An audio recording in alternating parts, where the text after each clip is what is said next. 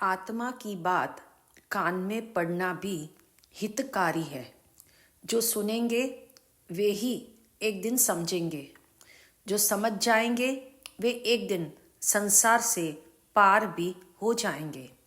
राजा प्रदेशी ने जितने लोगों को अनात्मवाद का पाठ पढ़ाया था, वे सब महाज्ञानी केशी मुनि की वाणी सुनकर आत्मा है और वह शरीर से पूर्णतया भिन्न है।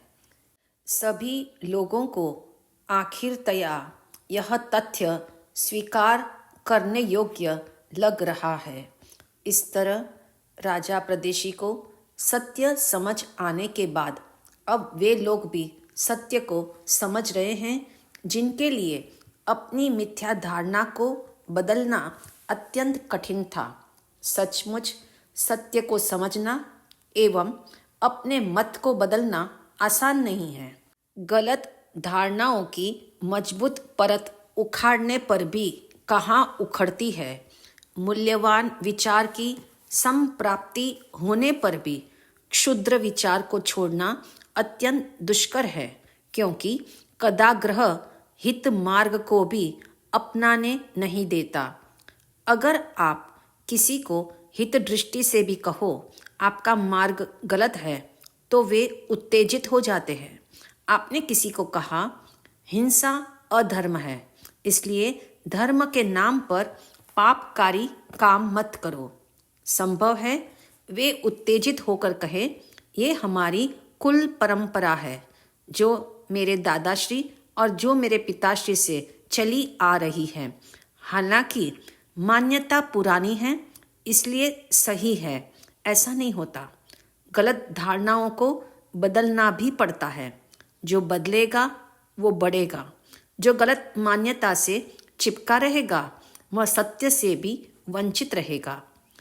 महसूस होता है महाज्ञानी केशी स्वामी का उपदेश सुनने वाली परिषदा सरल और सुपात्र है, इसीलिए वे प्रजाजन भी आत्मा के स्वरूप को सहजता से समझ रहे हैं।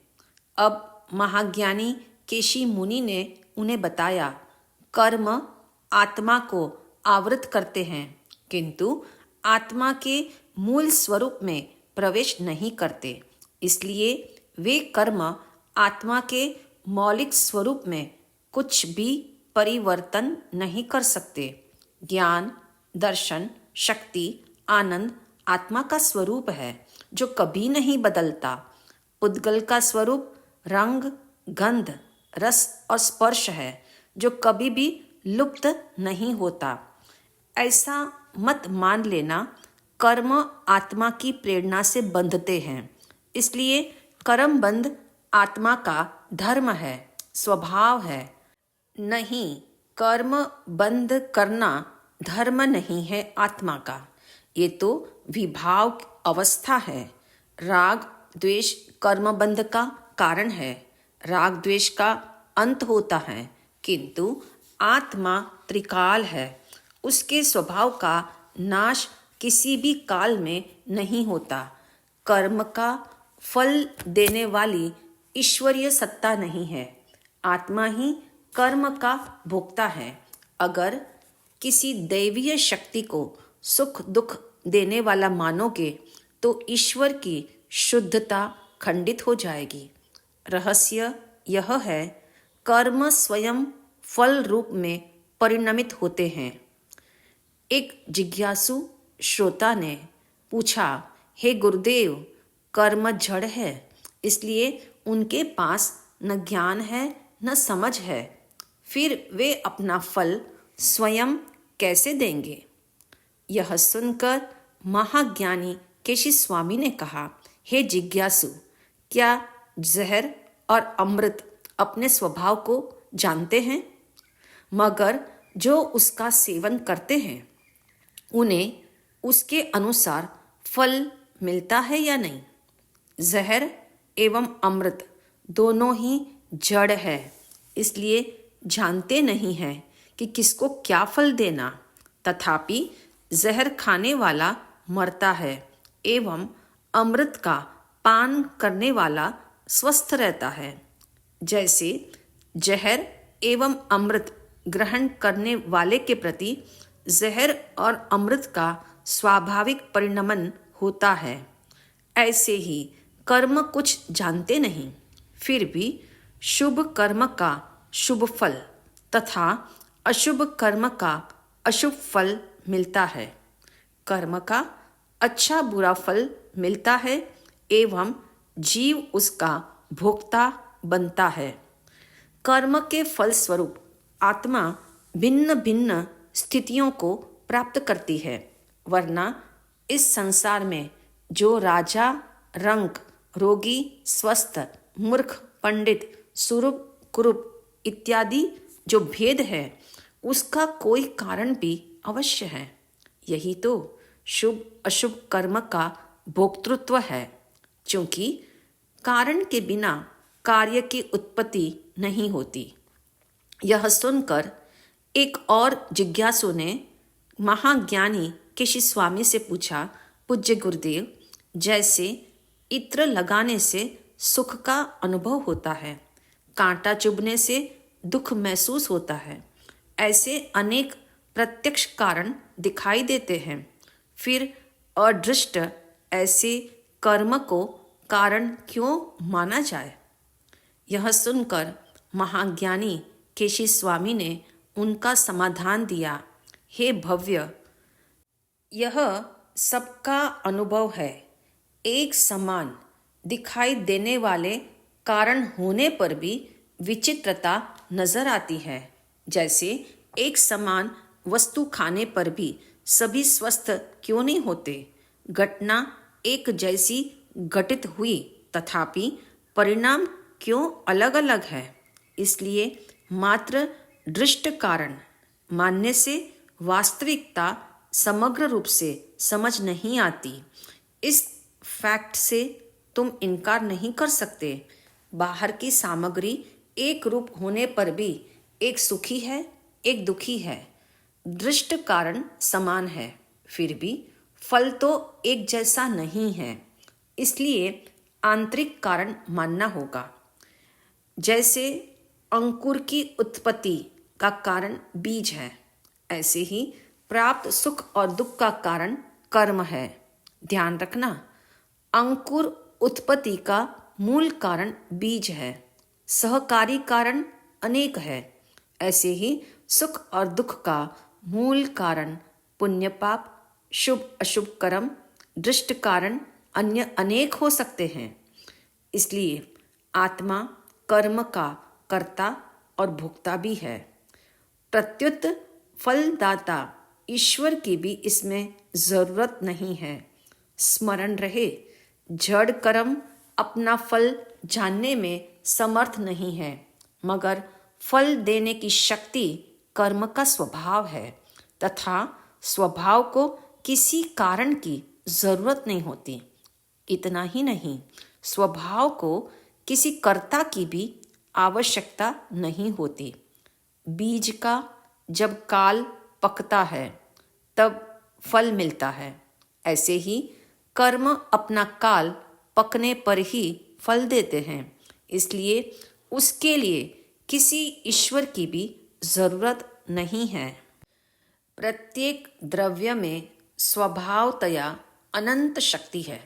वह शक्ति अन्य के कारण नहीं, अपने ही कारण है तथा वो शक्ति त्रिकाल रहती है। किसी भी शक्ति का कभी नाश नहीं होता और न कोई शक्ति नई पैदा होती है। मात्र अप्रकट शक्ति का ही प्रकटीकरण होता है। आत्मा की भांति जड़ में भी स्वभावतया अनंत शक्ति रही हुई है। जड़ वस्तु से बनी मदिरा क्या मनुष्य को मदहोश नहीं करती? इसलिए जड़ कर्म पुद्गल में भी शक्ति है। स्पष्ट हो गया, कर्म ज्ञान शून्य है, जड़ है, किंतु आत्मा के निमित्त से उनमें फल देने की योग्यता उत्पन्न होती है। अब सब कुछ स्पष्ट है। जब तक मदिरा बॉटल में है तब तक उसका नशा नहीं चढ़ता। शरीर में जाने के बाद ही उसका असर नजर आता है।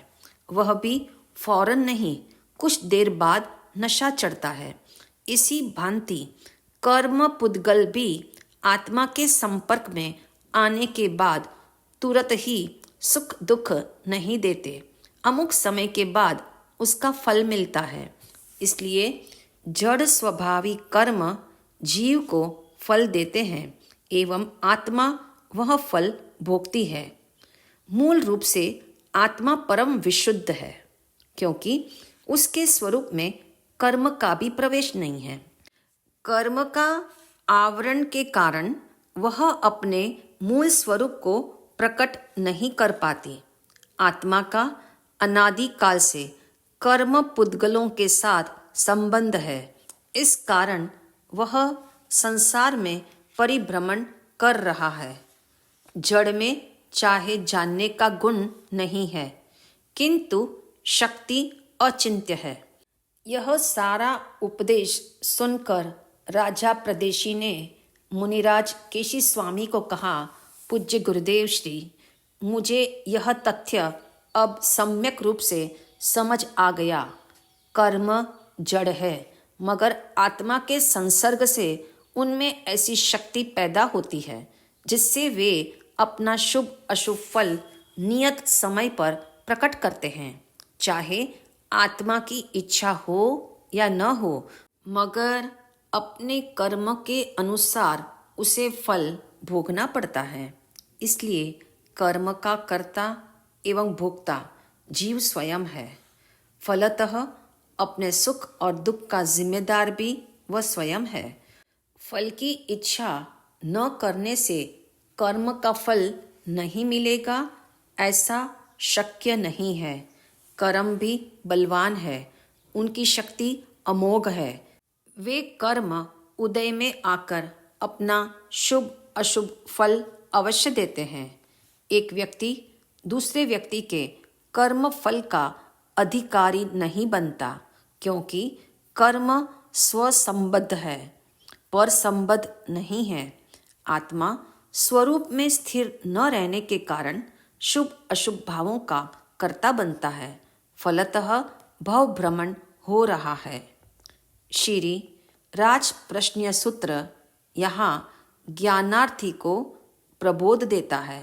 जैसे चुंबकीय शक्ति द्वारा लोहा अपने चारों तरफ रहे हुए लोहे के टुकड़ों को खींच लेता है, अर्थात लोहा अपने आप से उससे नहीं चिपकता। ऐसे ही आत्मा राग और द्वेष के कारण कार्मण वर्गना को आकर्षित कर उसे कर्म रूप में ग्रहण करता है। इसमें कहीं भी ईश्वर की जरूरत नहीं है। स्वभाव से आत्मा शुद्ध है। यदि योग्य दिशा में यथार्थ प्रयास हो तो वह शुद्धता व्यवहार में भी प्रकट हो सकती है, क्योंकि प्रत्येक आत्मा स्वभाव से स्वयं परमात्मा ही है।